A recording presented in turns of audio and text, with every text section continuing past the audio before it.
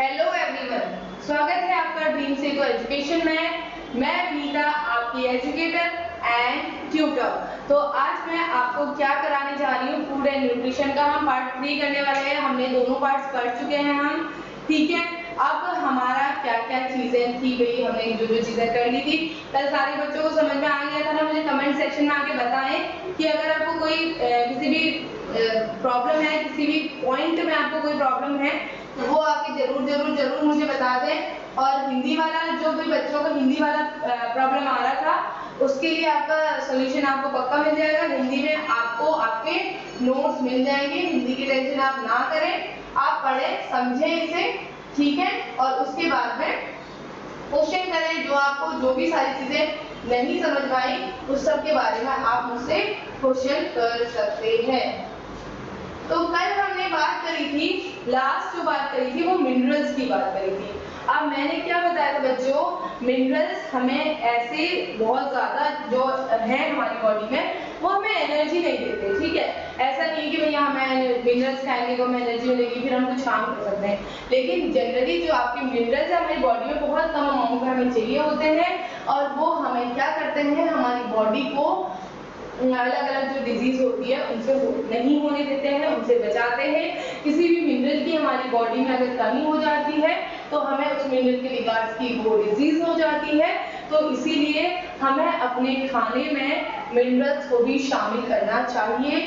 Minerals यानी कि खनिज लवण, ठीक है, इनको भी शामिल करना चाहिए, जिससे कि हमारा खाना क्या हो, प्रॉपर न्यूट्रिएंट्स पूरे पूरे उसमें आ जाए। और मैंने एक और बात बताई थी, जो मिनरल्स होते हैं वो आपके क्या होते हैं, माइक्रो न्यूट्रिएंट्स, मतलब जिनकी हमारे खाने पे बहुत कम जरूरत पड़ती है, वो होते हैं हमारे माइक्रो न्यूट्रिएंट्स, मतलब उनके हमारे खाने पे इतनी ज्यादा जरूरत नहीं पड़ती, ठीक। तो कम अमाउंट हमारे शरीर को जरूरत पड़ती है। अब तो हमने कल बात करी थी थोड़ी सी फास्फोरस की, ठीक है। फिर हम बात कर रहे थे, कहाँ पहुंचे थे, पोटेशियम की। जैसे जरूरत हमारी बॉडी में विटामिन डी है, विटामिन डी क्या करता है, वो अगर प्रॉपर मात्रा में है तभी एब्जॉर्ब हो पाएगा आपका कैल्शियम, मैंने बताया था कल, और फास्फोरस भी, जो कि हमारी हड्डियों के दोनों इंपॉर्टेंट है। और जब बात करूं पोटेशियम की, तो जो आपका पोटेशियम है ये करता है मेंटेन जो भी हमारे फ्लूइड्स हैं, इलेक्ट्रोलाइट बैलेंस करेगा हमारी बॉडी में, ठीक है। मसल की कॉन्ट्रैक्शन को रोकेगा, और क्या करता है, मस्कुलर वीकनेस, पैरालिसिस, कंफ्यूजन, ये सारी चीजें पोटेशियम ना हो प्रॉपर मात्रा में तो ये सारी चीजें होने लगती हैं। फिर मस्कुलर वीकनेस, वोमिटिंग रिफ्लेक्स, मतलब हमें हमेशा ये लगता है कि यार अजीब हो रहा है, कुछ वोमिट आने का काइंड ऑफ थिंग, ऐसा कुछ लगते रहेगा, ठीक है। और ये आपके सारे आपके फूड, वेजिटेबल्स, ये सारी चीजों में मौजूद रहता है।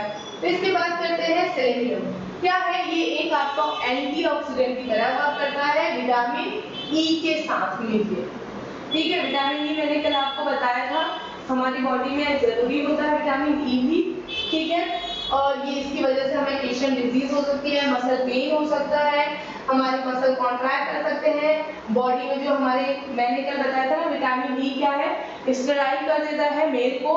तो यहाँ पर आप देख रहे हैं ये कहीं ना कहीं, क्योंकि ये विटामिन ई के साथ वर्क कर रहा है, तो इसीलिए यहाँ पे आप देख सकते हैं लो स्पर्म, ठीक है। अगर इसकी कमी हो जाए तो हमारी बॉडी में, जो मेल की बॉडी में स्पर्म काउंट है वो कम हो जाएगा, ठीक है। हार्ट डैमेज भी होता है इससे, नेल एंड हेयर जो आपके हैं वो थोड़े से ब्रिटल हो जाते हैं, लॉस हो जाता है, नर्व्स का लीवर डैमेज हो सकता है, नोजिया वगैरह चीजें हो सकती है इसके टॉक्सिसिटी इफेक्ट होने पे। तो ये आपको सी फूड और मीट में, ग्रेन्स में, इन सारी चीजों में मिल जाता है। इसके बाद बात करते हैं सोडियम की। जैसे आपके लगभग पोटेशियम वर्क करता है, वैसे ही सोडियम भी वर्क करता है, maintains normal fluid and electrolyte balance करता है ये, और नर्व इंपल्स का काम करता है, मसल को कॉन्ट्रैक्ट करता है, ये सारी चीजें आपका सोडियम करता है। अगर ये नहीं है बॉडी में प्रॉपर तो आपको मसल क्रैम्प आने लग जाएंगे, mental apathy, loss of appetite, ये सारी चीजें हो जाएंगी आपको, और हाइपरटेंशन यानी कि बीपी हाई वगैरह की प्रॉब्लम हो जाती है, ठीक है। तो ये सारी चीजें सोडियम के नाम सुना होगा ना, आजकल इसीलिए ब्रांडिंग भी हो रही है नमक के वाले, लो सोडियम वाला नमक मिल रहा है, आप इसको खाओ, जो भी पेशेंट हैं बीपी वगैरह के, तो इसीलिए वो इस और क्या है, टेबल सॉल्ट में, सोया सॉस में, इन सब में आपका ये पाया जाता है। इसके बाद बात करते हैं जिंक की, जो इसका लास्ट पार्ट है मिनरल्स का। तो जिंक क्या है, ये हमारे part of insulin, help many enzyme के फंक्शन, बहुत सारे एंजाइम के फंक्शन कराने में हेल्प करता है, डीएनए को रिपेयर करता है, इम्यूनिटी सिस्टम को फंक्शन करवाता है बढ़िया तरीके से।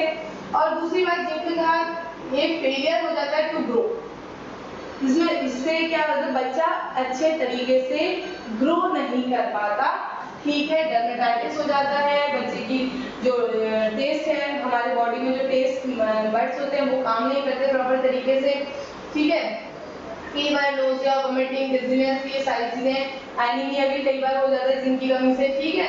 और protein containing foods, grains, vegetables, इन सब से आप जिंक को प्रॉपर मात्रा में अपने शरीर में ले सकते हैं, ठीक है।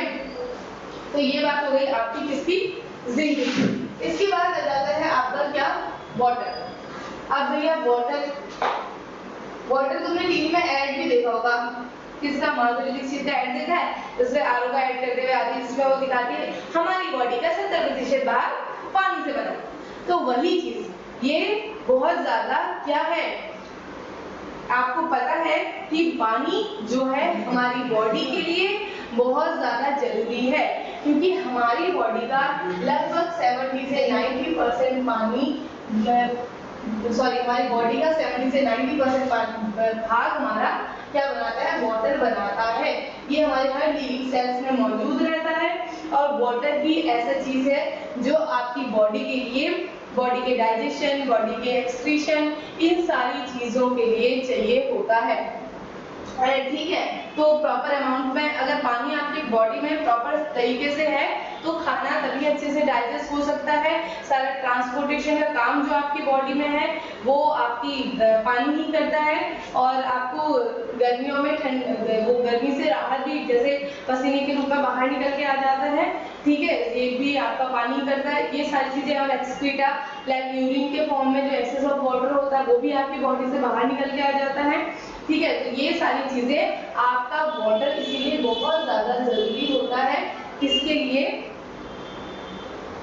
आपके जो भी आपकी लाइफ प्रोसेस हैं, जो भी हो रही है सारी प्रोसेस, सबके लिए आपका वाटर बहुत ज्यादा जरूरी है। इसके बाद बात करते हैं रफेज, ठीक है। अब रफेज क्या है, जिसको हिंदी में ना बच्चों रुक्षांश बोला जाता है। क्या बोला जाता है, रुक्षांश,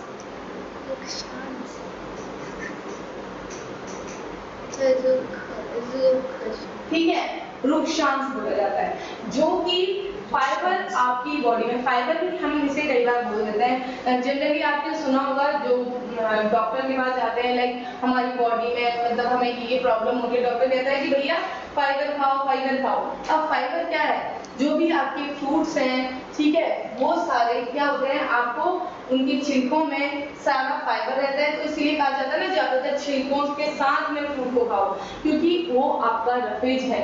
जो भी मोटा अनाज खाओ, ठीक है, दलिया कहते हैं ना, दलिया बहुत बेस्ट होता है, ये सारे आपके रफेज के अंदर ही आते हैं, क्योंकि ये क्या करते हैं, आपके डाइजेस्टिव सिस्टम को मेंटेन करते हैं। अब देखो क्या होता है, जो भी आपके बोल मूवमेंट्स होते हैं आपके पेट में, या फिर कॉन्स्टिपेशन की प्रॉब्लम हो जाती है, ठीक है, तो ये क्या है, उस समय पे आपका कौन काम आता है, सबसे मेन जो काम आता है वो है रफेज। यानी कि अगर आपने अपने शरीर में फाइबर की मात्रा प्रॉपर तरीके से ली हुई है, तो उसे क्या, उसकी वजह से आपको क्या होगा, आपके शरीर में कॉन्स्टिपेशन या फिर दूसरी डाइजेस्टिव सिस्टम में कोई भी प्रॉब्लम नहीं आएगी।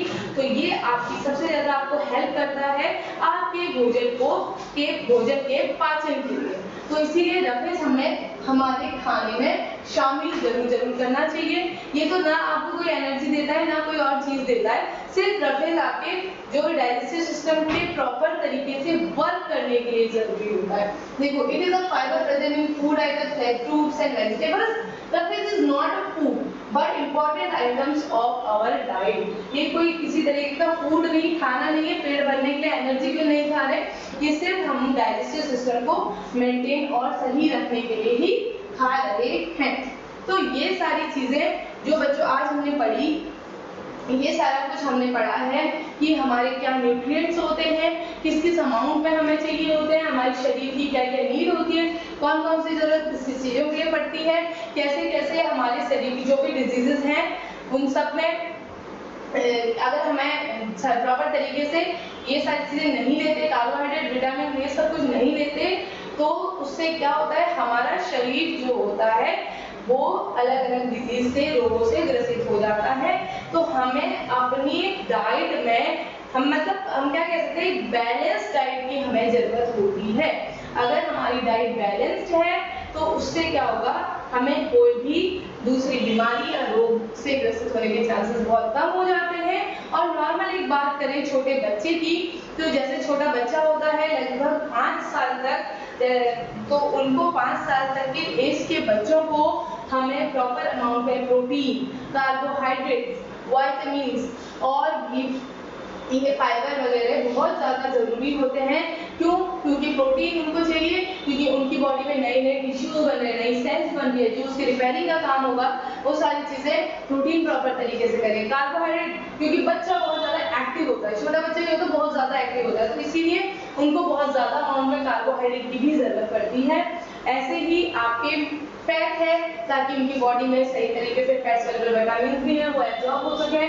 ठीक है, तो हर एक न्यूट्रिएंट्स का अपना अपना इंपॉर्टेंस रखते हैं, अपनी अपनी जरूरत है। तो इसी हिसाब से हमें एक प्रॉपर बैलेंस डाइट अपने फूड में शामिल करनी चाहिए, हमें एक प्रॉपर बैलेंस डाइट लेनी चाहिए। मैंने लैक्टेटिंग मदर, प्रेग्नेंट वुमेन और अदर फिजिकल वर्क करने वाले लोग के बारे में भी आपको बताया था कि उनको भी उनकी जो डाइट होती है वो एक नॉर्मल पर्सन से, नॉर्मल इंसान से ज़्यादा होती है, क्योंकि उनका फिजिकल वर्क ज़्यादा होता है। ठीक है, जो लैक्टेटिंग मदर है उसको बेबी के लिए मिल्क बनाना होता है, मिल्क प्रोड्यूस करना होता है, इसीलिए भी उसे ज़्यादा ज़रूरत पड़ती है बैलेंस डाइट की। और जो आपकी प्रेग्नेंट वुमेन है उसे भी ज़्यादा ज़रूरत पड़ती है किसकी, प्रॉपर तरीके से किन चीज़ों की ज़रूरत पड़ती है, खाने की बैलेंस डाइट। ठीक है, तो हमारा पूरे न्यूट्रिशन वाला पार्ट यहाँ पे क्या होता है, समाप्त होता है, खत्म होता है। तो इसके बाद हम कुछ इसके क्वेश्चंस वगैरह डिस्कस करेंगे, उनके बारे में बात करेंगे। ठीक है, उनको भी लेके आऊंगी और कैसे क्वेश्चंस आ सकते हैं, कैसे आप उनको सॉल्व कर सकते हैं, इन सारी चीज़ों के बारे में हम डिस्कस करेंगे। और बाकी इस सब के बारे में जानने के लिए जिसने अगर मेरा पूरे बाकी इसके जो पार्ट 1 पार्ट 2 नहीं देखा है तो प्लीज जाके पार्ट 1 और पार्ट 2 देखें। ठीक है, जिससे आपको काफी सारी मदद मिलेगी और आप पूरे न्यूट्रिशन वाले पार्ट को काफी अच्छे से समझ सकेंगे। इसके अलावा मैं आपके लिए न्यूट्रिशन करके पूरा अलग से टॉपिक उठा के लेके आऊंगी, जिसके बाद जिसको भी हम क्या मैंने आपको ऑटोट्रॉपिक मोड और हेटरोट्रॉपिक मोड बताया ना अभी तक, उसके अलावा भी बहुत सारे मोड्स मुझे आपको बताने रहे हैं, वो सारी चीजें भी हम अपनी अगली क्लास में डिस्कस करेंगे। तो आज के लिए ये क्लास यहीं पे समाप्त करते हैं। बाकी जानकारी के लिए मेरे साथ बने रहें। ठीक है, thank you so much. Please like, share and subscribe my channel.